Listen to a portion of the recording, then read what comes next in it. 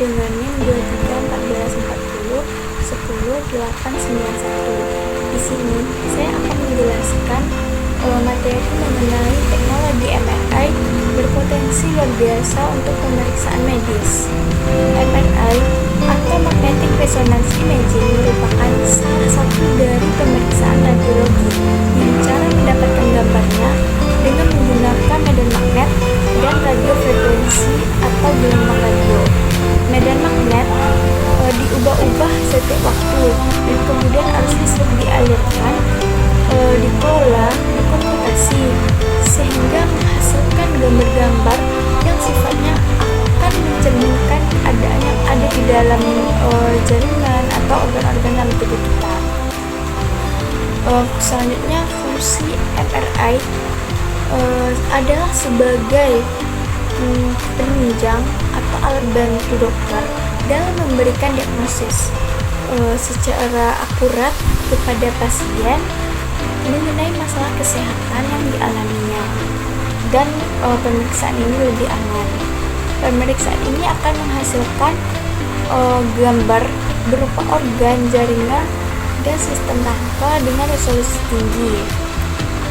Selanjutnya yaitu organ yang dapat diperiksa melalui pemeriksaan MRI. Yang pertama, tulang dan sendi.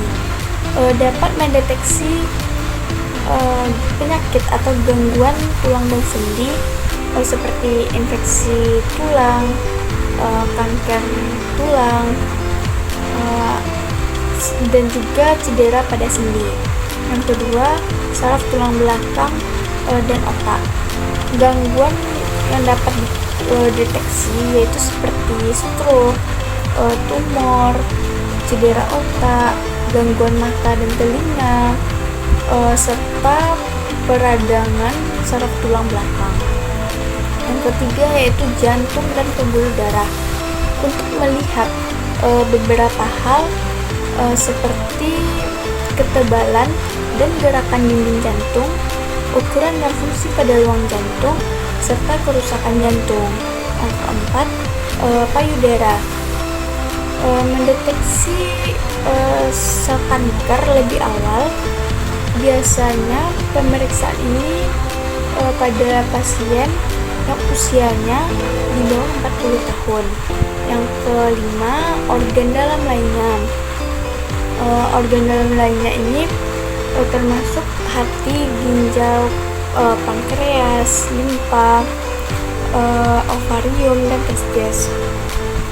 Materi selanjutnya yaitu mengenai tata laksana dan langkah pelaksanaan pemeriksaan MRI. Yang pertama, pada pemeriksaan MRI perlu diperhatikan bahwa alat-alat seperti tabung oksigen, kursi roda, dan lainnya yang bersifat ferromagnetik tidak diperbolehkan untuk dibawa ke ruang MRI. Untuk keselamatan pasien diharuskan memakai baju pemeriksaan dan melepaskan benda-benda ferromagnetik seperti jam tangan, kunci, perhiasan, gigi palsu, dan lainnya. Yang kedua, screening dan pemberian informasi kepada pasien biasanya dilakukan dengan mewawancari pasien yang bertujuan untuk mengetahui apakah ada sesuatu yang membahayakan pasien bila dilakukan pemeriksaan MRI. Baik, yang selanjutnya yaitu yang ketiga, transfer pasien menuju ruang MRI. Khususnya pasien yang tidak dapat berjalan perlu diperhatikan karena penggunaan mesin roda akan membahayakan. Medan magnet MRI selalu menyala. Cara antisipasi adalah menggunakan meja MRI yang mobile. Yang keempat, kenyamanan pasien perlu diperhatikan karena dapat merancukan pemeriksaan medis. Yang kelima, persiapan konsul. Yang keenam, pemilihan pola yang tepat. Yang ketujuh, memilih parameter yang tepat. Yang kedelapan, untuk mendapatkan hasil gambar yang optimal perlu diperhatikan senter magnet. Contohnya, kita mau melakukan pemeriksaan kepala. Senter magnetnya atau pusat magnetnya terdapat pada hidung kita. Baik, yang selanjutnya yaitu kelebihan Pemeriksaan MRI. Yang pertama, tanpa menggunakan sinar X. Yang kedua, potongan yang dihasilkan 3 dimensi, yaitu aksial, koronal, dan sagittal. Dan banyak potongan yang dapat dibuat hanya dalam satu waktu tanpa merubah posisi pasien. Yang ketiga, detail anatomi dan beberapa kelainan, terutama pada jaringan lunak seperti otak, digambarkan dengan sangat baik. Yang selanjutnya yaitu artefak tulang tidak tampak karena kurangnya sinyal dari tulang. Yang kelima, banyak pemeriksaan yang dapat dikerjakan tanpa memerlukan zat kontrol. Yang keenam, MRI mampu melakukan pemeriksaan fungsional seperti pemeriksaan difusi, perfusi. Contohnya menilai distribusi darah di otak maupun di jantung. Yang selanjutnya, kekurangan citra MRI. Yang pertama, biaya operasional mahal. Yang kedua, waktu pemeriksaan cukup lama dibandingkan dengan CT scan. Yang ketiga, pencitraan yang kurang baik pada lapangan paru. Yang keempat, klasifikasi tidak mampu ditunjukkan dengan akurat. Yang kelima, darah segar pada perdarahan baru tidak divisualisasikan sebaik CT scan.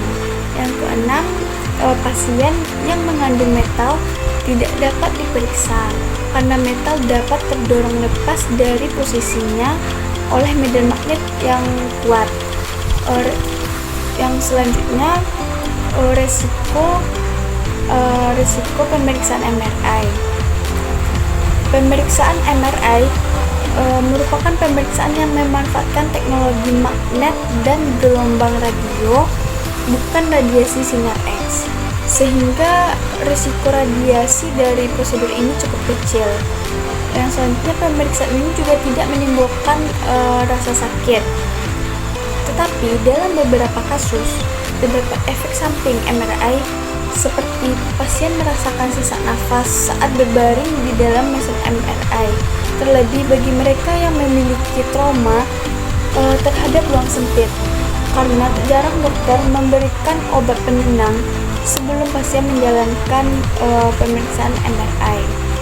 Sehingga dari materi yang saya sampaikan tadi, dapat kita simpulkan bahwa pemanfaatan MRI untuk memeriksa bagian dalam tubuh sangat efektif karena memiliki kemampuan membuat citra potongan koronal, sagittal, tidak banyak atau bahkan tidak memanipulasi tubuh pasien, dan diagnosa dapat ditegakkan dengan lebih detail dan akurat. Mungkin hanya itu yang dapat saya sampaikan. Wassalamualaikum warahmatullahi wabarakatuh.